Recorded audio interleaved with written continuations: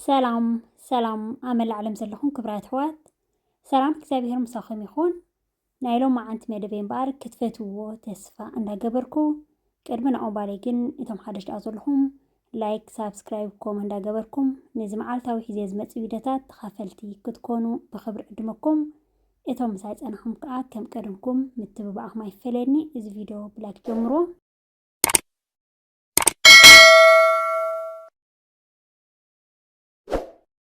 እምበር ክብራት ኣሕዋተይ ናይ ሎም መዓልቲ ግዜ ዝበሃል ዘይትወስድ ብሰለስተ ዓይነት ጥረታት ዝተዳለወት ናይ 5 ደቂቕ ናይ 10 ደቂቕ ንሕማማት ዝኾነና ንድራርና ብሓንሳብ ኬልና ክነዳሉ ኢና ማለት እዩ።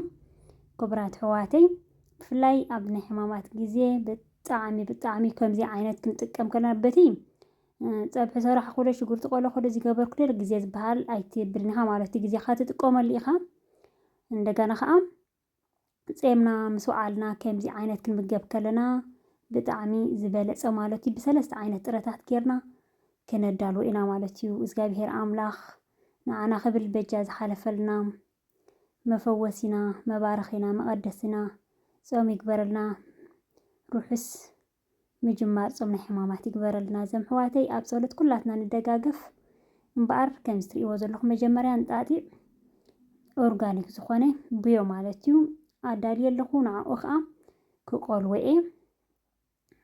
ንዓኡ ምስ ቆለኹ ከዓ 500 ግራም ኣዳልየ ማለት እዩ። እንደገና እዚኣ እውን 500 ግራም ፍርቂ ኪሎ ማለት እዩ። እዚ ከዓ ሳንፍላወር ብስእሊ ከም ትሪእዎ ዘለኹም ኣብ ኩሉ ድካውንቲ ኣሎ እዩ። እንተደሊና ንሰትዮ እንተደሊና ምስ መግቢ ጌርና ንምገቦ ማለት እዩ። እዚ ከዓ እሞ ሰለስቲኡ ክንሓዋውሶ ከለና ብጣዕሚ ጽቡቕ እዩ። ከምዚ ጌርና ብሓንሳብ ኣደልዎ ኣቢልና ካብ ሰኒ ክሳብ ዓርቢ ዘሎ ክንምገቦ ንድራርና ንኽእል ኢና ማለት እዩ። ክብራት ኣሕዋተይ ሕጂ እዚ ሳንፍላወር ሱፍ ማለት እንድዩ ብዙሕ ኣይኮንናን ኢና ንቆልዎ ኖርማል ጌርና ኢና ሕምስ ክነብሎ ማለት እዩ። ፍርቂ ኪሎ እንጣጢዕ ፍርቂ ኪሎ ሱፍ ማለት እዩ። እንደገና ከዓ ካልእ ከዓ ክንገብር ኢና ምሕማስ ከም ትሪእዎ ዘለኹም ማእኸላይ ጌርና ምክንያቱ ሬዲ ዝኾነ ስለ ዝኾነ እሱ ዋላ ሓደ ፀገም የብሉን እዩ። ዕሪና ክንብሎ የብልናን ንግዜ ንምቁጣብ እዩ ማለት እዩ። ንኩሉ ቀላሊኻ ሕጂ እንታይ ይገብር ኣለኹ ስምስም ማለት እዩ። ስምስም ሕጂ እንታይ እዩ ትብሉ ኢኹም ብዙሓት ኣሕዋት ሰሊጥ ማለት እዩ። ሰሊጥ ንፈልጦ ኢና ሕጂ እንታይ ስም ዝኾን በበይኑ ዝፈላለ እምበር ንዓኡ ከዓ ከምኡ ሕምስ ክነብላ እዚ ሕጂ ኣብ ጾም ጥራይ ዘይኮነ ንዓና ንደቅና ኣብ ክሽነና ክፍለዮ ዘይግባእ ኩሉ ግዜ ክንሕዞ ዝግባኣና እዩ እዚ መግቢ እዚ ማለት እዩ። ምክንያቱ ከምዚ ዓይነት ብፍላይ ከምዚ ድርቀት ንሽገር ተኮይድና ብጣዕሚ እዩ ሓጋዝ ማለት እዩ። እንደገና ትሕዝቶ ከዓ ዝበለፀ ናይ ኩሉ ናይ ስምስም ናይ እንጣጢዕ ሕጂ እንታይ ገይረ ኣለኹ ኣብዚ ቀመማት ኣዳልየ ዘለኹ ከዓ ካሙን ፃቕዳ እንደገና ከዓ ሰሰግ ቆርብትለይ ሰሰግ ማለት እዩ ግብር ኣቢልና ክንሕምሶ ኢና ቀመማት ማለት እዩ። ምስኡ ናይ ፀብሒ ኢና ነዳልዎ ዘለና ንድስተ እንተኮይኑ ግን ንድስተ እዚ ክንገብሮ ንኽእል ኢና። እቲ ቀመም ግን ክንእትወሉ የብልናን።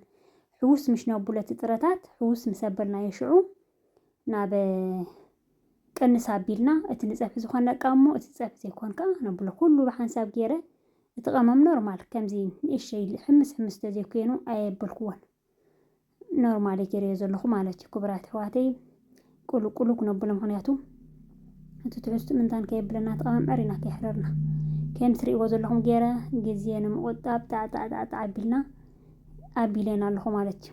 እዚ ኣብ ክሽነይ ኩሉ ግዜ ክብራት ኣሕዋተይ ብፍላይ ኣብ ናይ 40 ጾም ግዜ ኮን ከሎ ኣብ ክሽነና እዚኣ ኣይትፍለን እያ ማለት እዩ። ቀድሚ ሕጂ እውን ሰሪሐልኩም ነይረ እየ።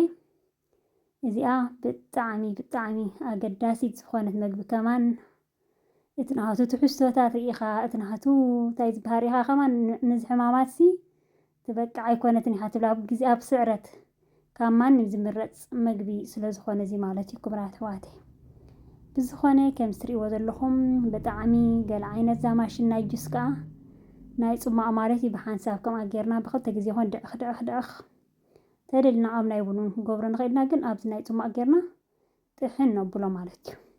እንደገና ከዓ ዕሩይ ዘይደኸመልና እውን ክንብል የብልናን ዘን ኣሕዋተይ ምክንያቱ دحراي بإيدنا تخينا يا خنلكم هنكلنا أماشين جرنا تخينا جن بيت ماي جرنا مسكبرنا يخا صوب جير دخل سلز بلالنا هجي نورمال جرنا هجي أنا كنت صوب دخيم اللي هلا مالتيو كم تري وزن لهم صوب دخيم الله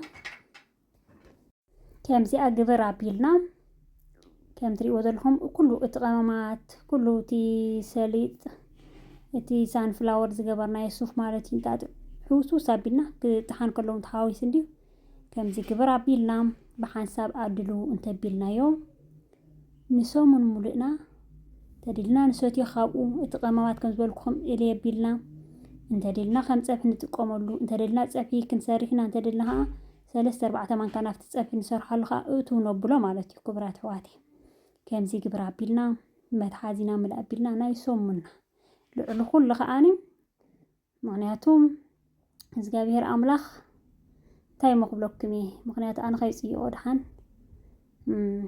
ብዝተኻለ መጠን በቃ እግዚአብሔር አምላክ ከማን ኃጢአትና ከይተጸበ ምክንያቱ ታይ ዝበሃል ሰብ ጽቡቅ ግብር ዘይኮናሲ እግዚአብሔር በምሕረቱ ጠሚትና ዘዓቁረና ዘለን ንኻ ብዝተኻለ መጠን ብዝተፈላለየ ማለት እዩ ከነመስግኖ ጊዜ ክንፈሊ ይግባአና ዚመን ክሸና ንዓና ክሸና ንነብስና ማለት እዩ ምክንያቱ ተለና ንሓቱ ፍጥራት እንተ መትናው ንሓቱ ስለዝኾና ከምዛ ትሪእዋ ዘለኹም በርበረ ጌርና ጥሕን ክነብላ ኢና በዚኣ ከዓ እንጀራና ቁርጽ ኣቢልና ምስ ቅጫውን ክንገብሮ ንኽእል ኢና ውዕይ ቅጫና ስንክት ኣቢልና ኣኸለና ያገርና ፍትፍት ኣቢልና ክንጥቀም ንኽእል ኢና ማለት እዩ ምስ ቅጫ ዘዳለኽዎ እውን ኣለኹ ትሪእዎ ትኽእሉ ኢኹም ማለት እዩ ክብራት ሕዋተይ ሕጂ ክንጥሕነ ኢና ጨው ግብር ኣቢልና በርበሪኡ ዝኣኽሎ ግብር ኣቢልና እቲ ካልእ ኣስቤዛ ብትጎኑ ኩሉ ዳልየ የለኹ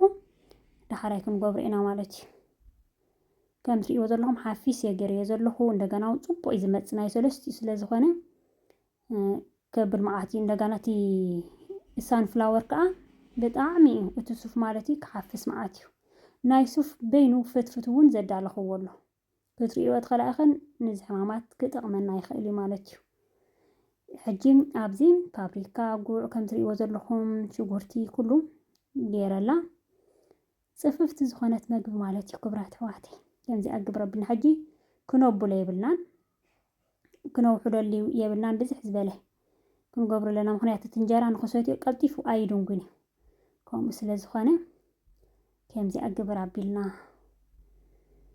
ክብራት ሕዋተይ ብጣዕሚ ግዜ ዝበሃል ዘይትወስድ ክንጥቀመላ ንኽእል ኢና ንድራርና ፄምና ምስ ወዓልና ማለት እዩ ክብራት ሕዋተይ ከምዚ ኣትሪእዋ ዘለኹም ኣብዚ ኣቅርብ ኣቢልና ብያትና ድስተና ጣጢ ዕዳልዎ ኣቢልና ድዩ ዝተፈላለዩ ድስተ ጌርና ክንጥቀም ንኽእል ኢና ማለት እዩ ክብራት ሕዋተይ ንሎማዓንቲ ቅልል ዝበለ ብጣዕሚ ግዜ ዘይወስድ ብጣዕሚ ንፍላይ ነደታት ብዚ ሕጂ ዘለናዮ ግዜ ቆጣቢት ስለዝኾነት ገለ ዓይነት ዝኾነት እያ ኩላትና እውን ክንሰርሖ ንኽእል ኢና ማለት እዩ ንሎማዓንቲ ኣብዚ ከኣኽለኒ እዩ ጀሚረ ክሳብ ዝውድእ ዝተኸታተልኩምኒ ካብ ልቤ ዘመስግነኩም እዚ ቪድዮ ክትኣቱ ከለኹም ላይክ እንተረሲዕኹም ኣብ ምውፃእኹም ላይክ ኣይትረስዑ እዞም ሕዋተይ ብኻልእ ትሕዝቶ ክሳብ ዝምለሰኩም ሰላምን ጥዕና ነበቡ ዘለኹም